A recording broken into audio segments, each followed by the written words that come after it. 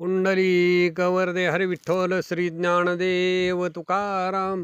पंढरीनाथ भगवान की जय। प्रभु रामचंद्र भगवान की जय। पवनसूत हनुमान की जय। उमापति महादेव की जय। अवधूत चिंतन श्री गुरुदेव दत्त। श्री स्वामी समर्थ। जय जय स्वामी समर्थ। श्री गणेशाय नमः। श्री सरस्वती नमः। श्री सद्गुरु रामचंद्राय नमः। श्री गुरुवे नमः। गुरु शिष्याला सांगू लागलेले आहेत की सावध चित्तानं ऐका, जगन्नाथपुरीमध्ये जे घडलेलं वृत्त आहे ते मी तुम्हाला सांगतो, ऐका. एक अलवणी बुवा म्हणून ब्रह्मचारी विद्वान शुद्ध आचार ते तीर्थयात्रा पायी करत असत.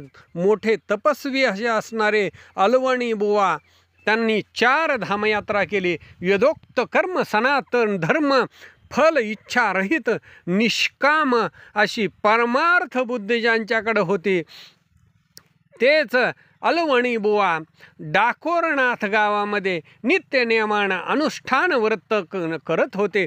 गीता आणि भागवत यांचं प्रेमानं नित्य पठण करायचं, उच्च स्वरानं त्याचं वाचन करायचं.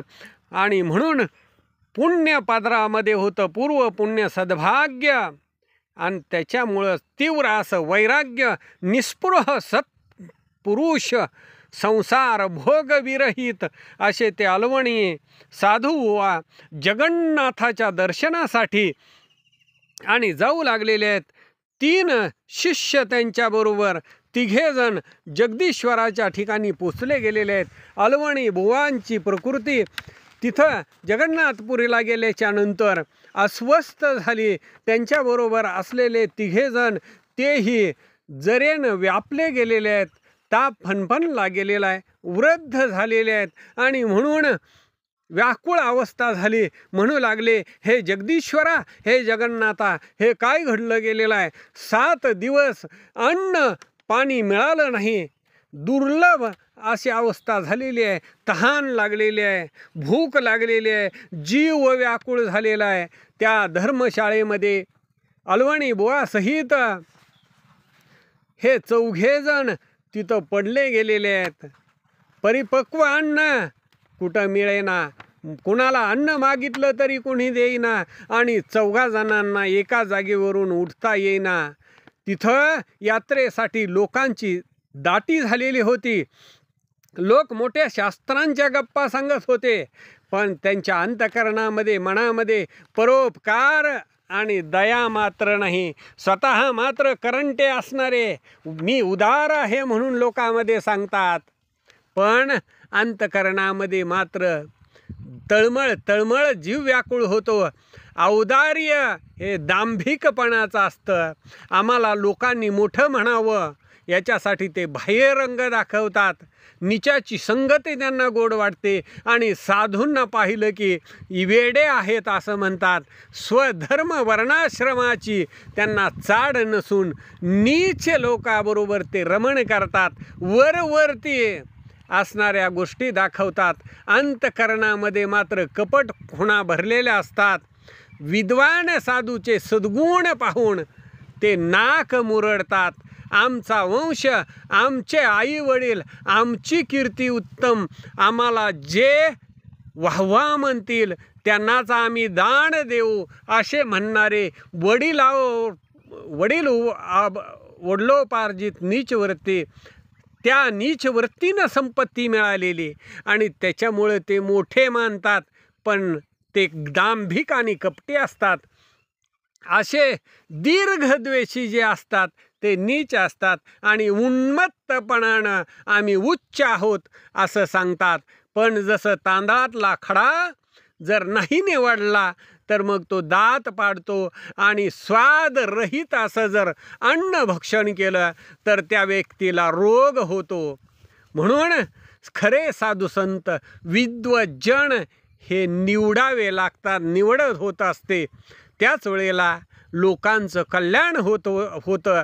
अशा पद्धतीनं मग ते अलवणी बुवा त्या 3 जणांच्या सहित असं ते 4 जण तिथं पडून राहिले गेलेले आहेत. अन्न उदका वाचून अंगामध्ये अशक्त अशक्तपणा आलेला आहे, ग्लानी भरली गेलेली आहे, अंगामध्ये ताप फणफण करू लागलेला आहे, शब्द मुखातून निघत नाही. अलवणी बुवाणी त्या तिघांची अवस्था अतिशय व्याकुळ झालेली आहे. आणि त्याच वेळेला ती अवस्था पाहिल्याच्या नंतर स्वामी समर्थांना दया उपजली गेलेली आहे आणि चौघांच्या डोक्यावरती हात ठेवलेला आहे. हाताचा स्पर्श झाल्याबरोबर ते खडबडून जागे झाले, उठले गेलेले आहेत. त्यांची व्याधी वेदना सगळी संपली गेलेली आहे आणि त्यांनी स्वामींच्या चरणावरती साष्टांग नमन केलं. सद्गदित अंतकरण झालेलं आहे, हात जोडून समोर उभे राहिलेले आहेत. गिरवाण भाषेमध्ये स्वामींचं स्तुती आणि स्तवन करू लागलेले आहेत की हे स्वामी, आपण साक्षात पूर्ण ब्रह्म अवतारी पुरुष आहात असं म्हणू लागलेले आहेत. आणि मग अशा पद्धतीने हे भगवान जगदीश्वरा वृद्ध नरसिंह परतपरा वृद्ध असं नरसिंह सरस्वतीचं नाव घेऊन हे स्वामी आपण इथं आलेले आहात. प्रत्यक्ष जगन्नाथ स्वामी आपण आहात, दत्त दिगंबर आपण आहात, स्मृतगामी आहात, दीन जनार जे आरती आहेत त्यांना सर्वांच्यावरती कृपा करणारे आहात. आम्ही आपल्याला सहजपणानं पाचारण केलं आणि आपलं दुर्लभ असं दर्शन झालेलं आहे.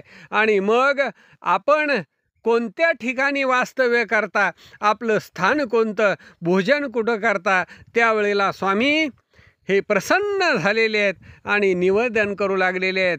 परमहंस स्वामी हसू लागलेले आहेत आणि म्हणू लागले, या विश्वामध्ये आमचा अखंड वास आहे, विश्वाधिष्ठान हेच आमचं अधिष्ठान आहे.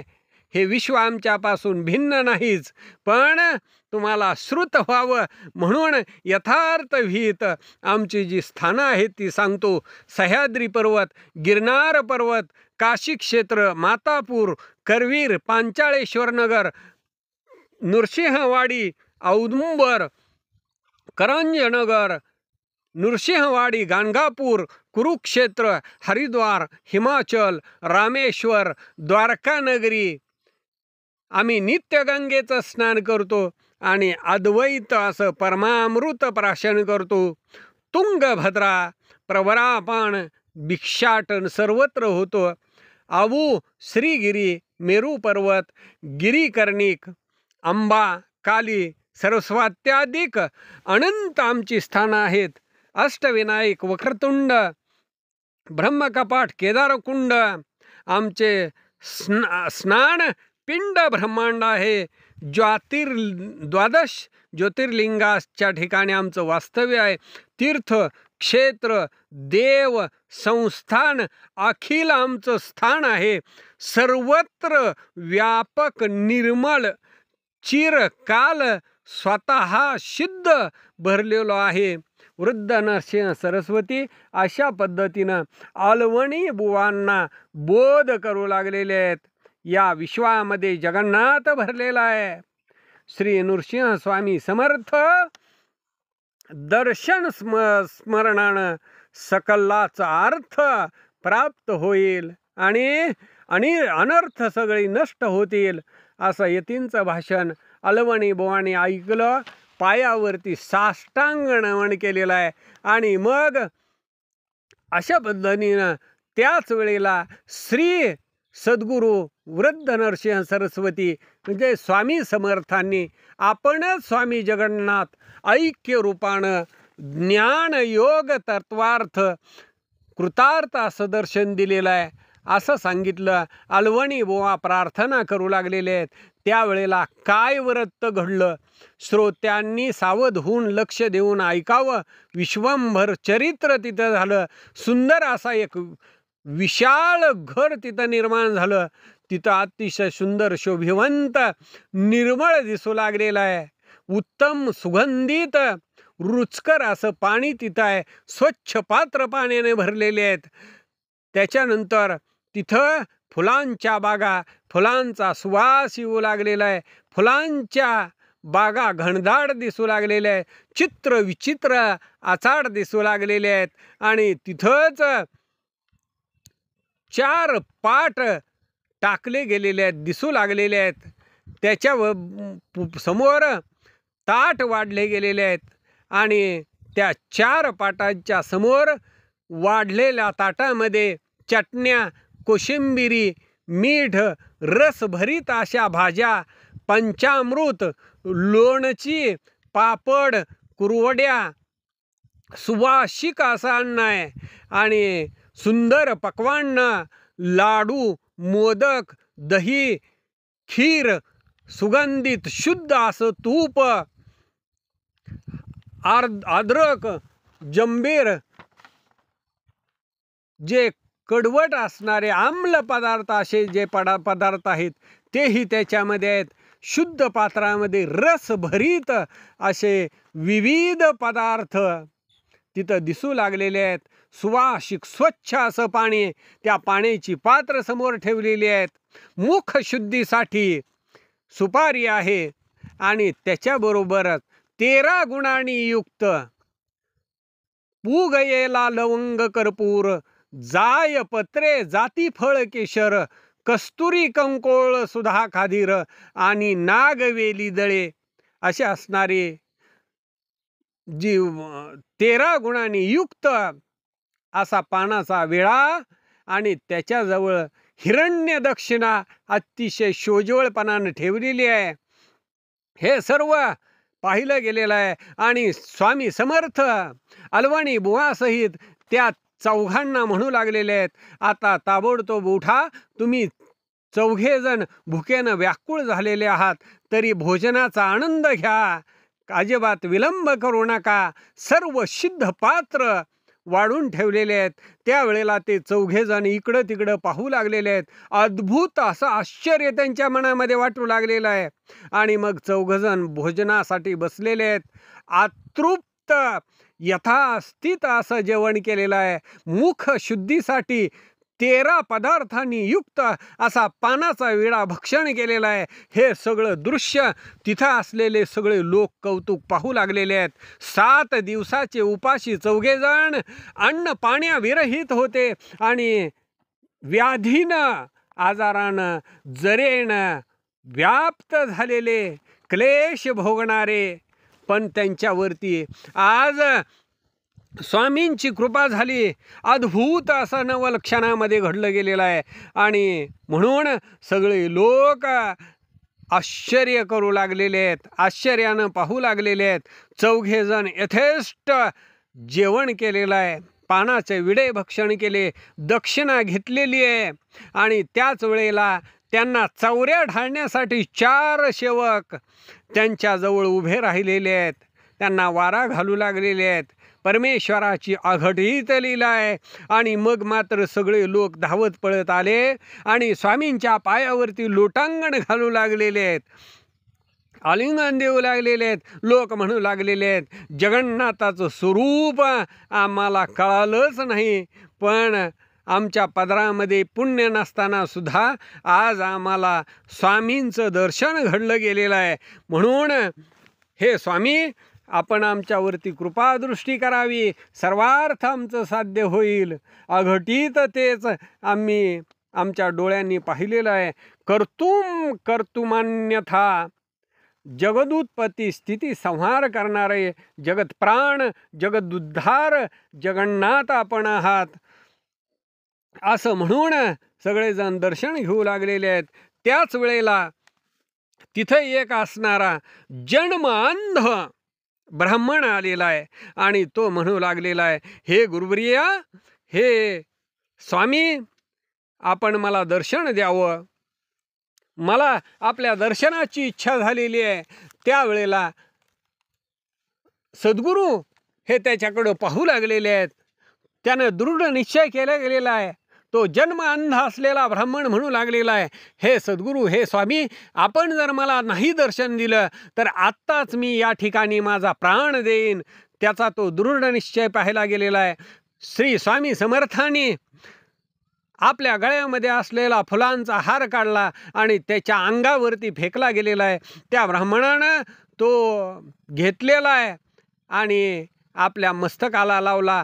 डोळ्याला लावल्याबरोबर गर्भांध असलेला तो ब्राह्मण त्याला दिसू लागलं आणि सच्चिदानंद रूप सद्गुरू नृसिंह सरस्वती नावानं असलेले श्री स्वामी समर्थांचं दर्शन झालं आणि मग तो ब्राह्मण धन्य धन्य म्हणू लागलेला आहे, हे गुरुवर्या आपण कृपा केली आणि मला आपलं दर्शन झालं. आणि म्हणून सगळे लोक त्यावेळेला तिथल्या प्रसादाची अपेक्षा करू लागलेले आहेत. म्हणून जगन्नाथाला गेल्याच्या नंतर आरोग्य तृप्त होण्यासाठी जगन्नाथाच्या प्रसादाचं भक्षण करावं. सहसा त्याचा विटाळ कधीही मानू नये.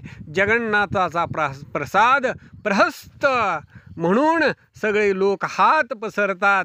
अलवणी बुवाला अपरमित नृसिंह सरस्वतींनी स्वामी समर्थांनी बोध केला आणि मग त्या यात्रेमध्ये एक असणारा क्षुद्र जातीचा वृद्ध आलेला आहे आणि स्वामी समर्थांना म्हणू लागलेले आहे, या यात्रेमध्ये हे स्वामी समर्था माझी बायको चुकलेली आहे. हुडकून हुडकून मी आता थकलो गेलेलो आहे.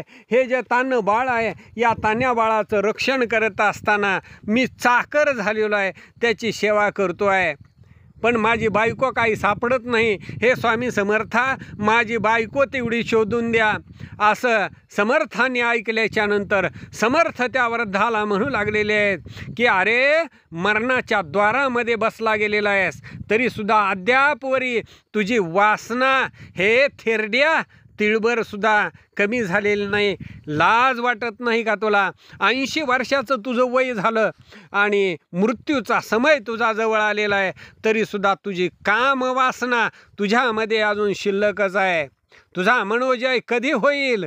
तुझा वासनेचा क्षय कधी होईल? तू विषयाला कधी जिंकशील? वृद्ध झालेला आहेस, मरणाच्या दारामध्ये गेलेला आहे. तुला कोण तू आहेस? कुठून आलास? तुला कुठं गमन करायचं आहे? शूद्र अशा देहधारी असताना सुद्धा विनाकारण वृथा अभिमान बाळगतो तो आहेस. दृश्य जगत करता कोण आहे?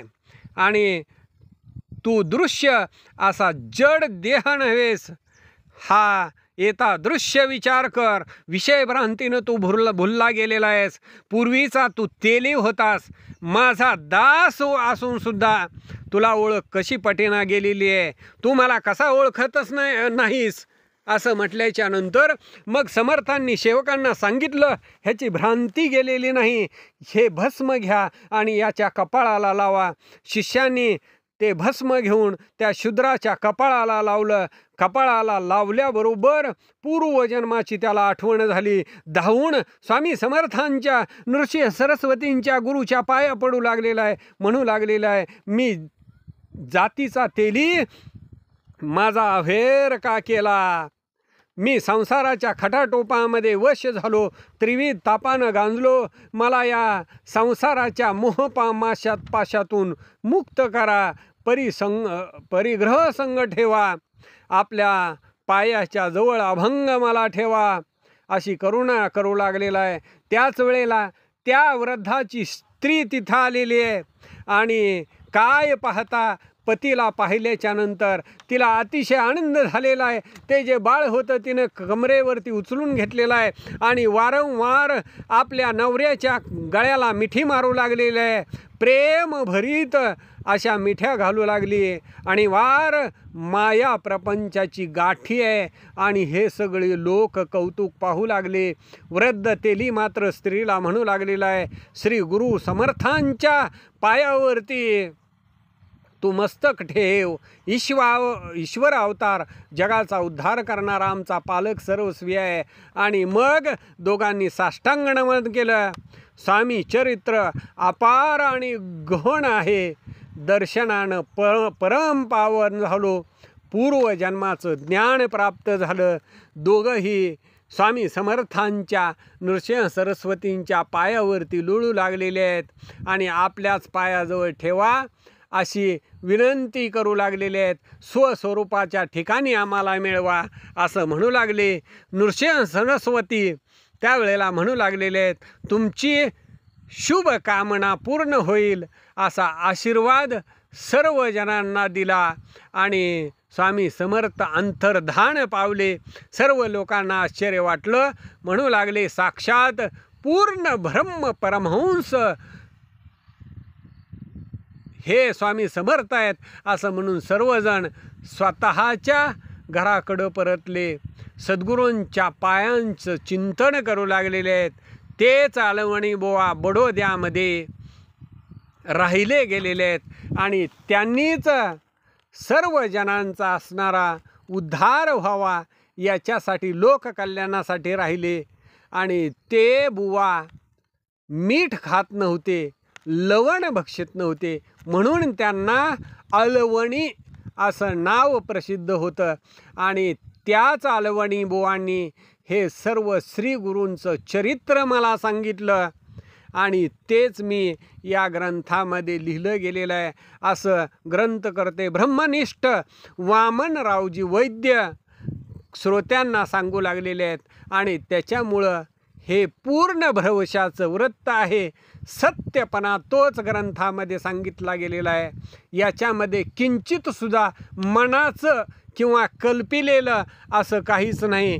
सत्य अर्थ दत्तगुरूंनी सांगितला आणि तोच लिहिला. स्वस्ती श्री गुरुलीलामृत वेदशास्त्र पुराण संमत ब्रह्मनिष्ठ वामन विरचित षष्ठोध्याय गोडहा इति श्री गुरुलीलामृते गुरुशिष्य संवादे षष्ठोध्याय समाप्त. श्री गुरुदेव दत्त. श्री स्वामी समर्थ.